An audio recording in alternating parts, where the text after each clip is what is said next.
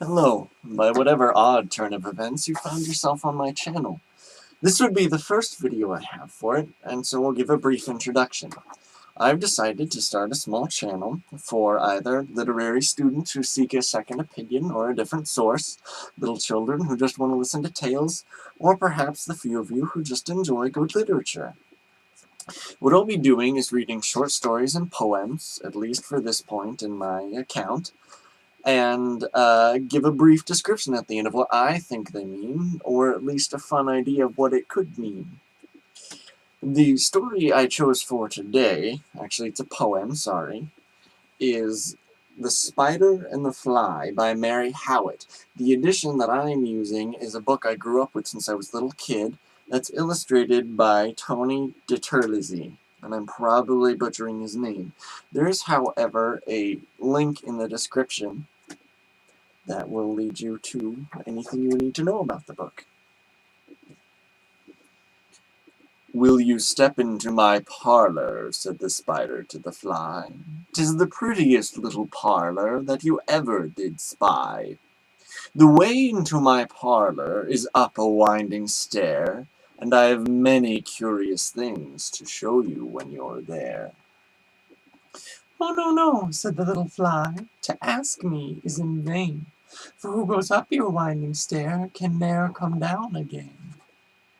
"I'm sure you must be weary, dear, with soaring up so high. Will you rest upon my little bed?" said the spider to the fly. "There are pretty curtains drawn around, the sheets are fine and thin, and if you like to rest a while, I'll snugly tuck you in." "Oh, no, no," said the little fly, "for I've often heard it said, they never, never wake again, who sleep upon your bed." Said the cunning spider to the fly, "Dear friend, what can I do to prove the warm affection I've always felt for you? To have within my pantry a good store of all that's nice. I'm sure you're very welcome. Will you please take a slice?" "Oh, no, no," said the little fly, "kind sir, that cannot be. I've heard what's in your pantry, and I do not wish to see."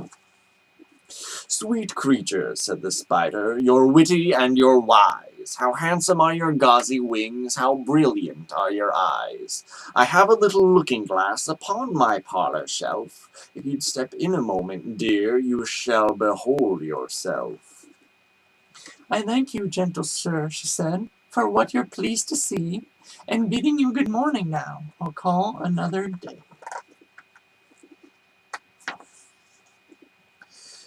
The spider turned him round about, and went into his den, for he knew the silly fly would soon come back again. So he wove a subtle web in a little corner sly, and set his table ready to dine upon the fly. Then he came out to his door again, and merrily did sing, "Come hither, hither, pretty fly, with the pearl and silver wing. Your robes are green and purple, there's a crest upon your head.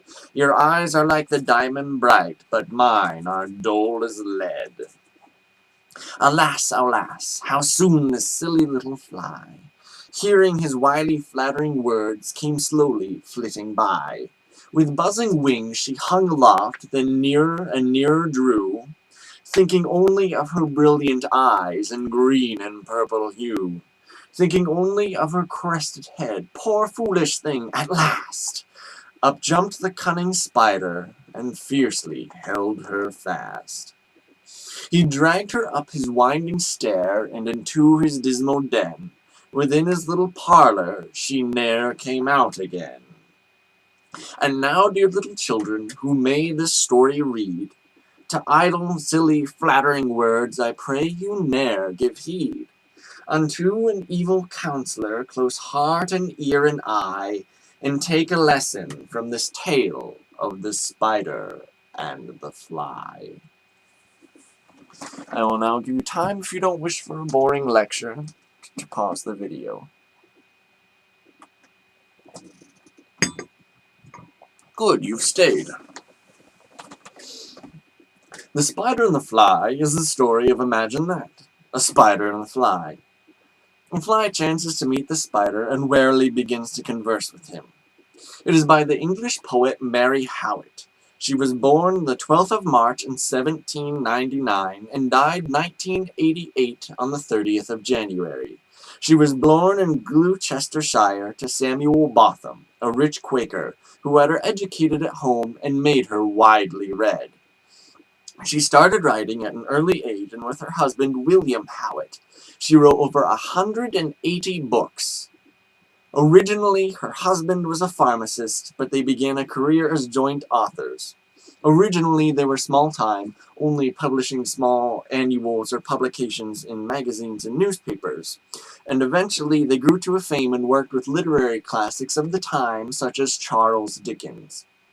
The Spider and the Fly was published in 1829 as one of her early works, but is one of her best-known publications.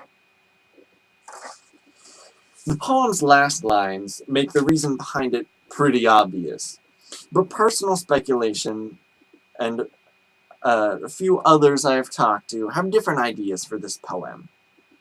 The general idea is never to listen to flattery or compromise what we know is wrong just because someone tells us to or makes us feel good about it. Myself and others have said that it is possibly a tale of woe to women more specifically. The innocent flies to represent the sweet and innocent young girls who trail after dashing men with smooth words, but to beware because these men will treat you wrong or lock you away in their homes for personal gain. The story is indeed a tragedy, but in a less serious context, it also seems to insult the nature of men, when applying the context of eating the fly to a more deviant nature. It changes the story again. Rather than being horribly wrong or eaten alive, it is said that the silver-tongued men are sweet until they get what they want, and you see their true nature. In the case of this poem, deflowering a virgin. No matter the way you look at it, or what context you conceive it with, the poem remains the same. Remain true to what you would know to be good and wrong, and do not let a sweet talker make your decisions for you.